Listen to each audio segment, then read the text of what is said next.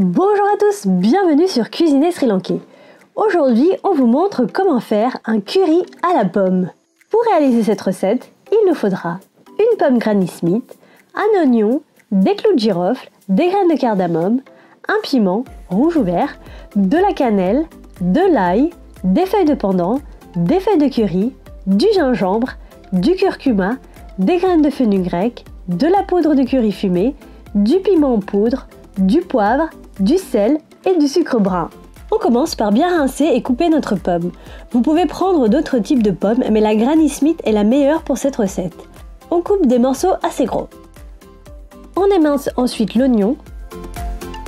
On coupe le piment en deux.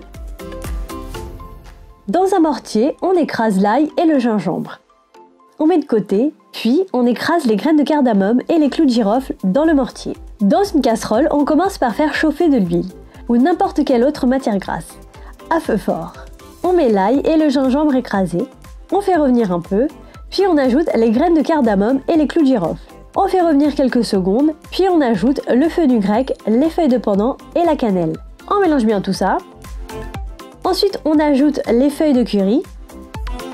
On émiette l'oignon comme ceci et on le rajoute à la casserole avec le piment rouge. On fait revenir. On ajoute une partie du sel pour que les oignons cuisent plus vite.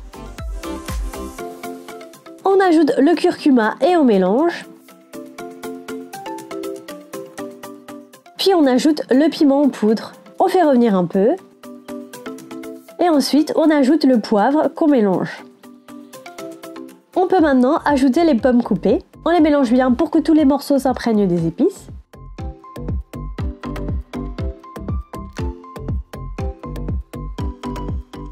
On ajoute le sel, on mélange et on ajoute assez d'eau pour presque recouvrir les pommes.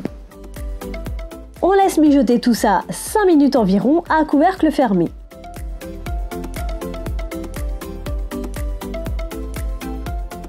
Ensuite, on ajoute la poudre de curry fumée et on mélange bien. On réduit le feu et on laisse cuire 5 minutes encore, toujours à couvercle fermé.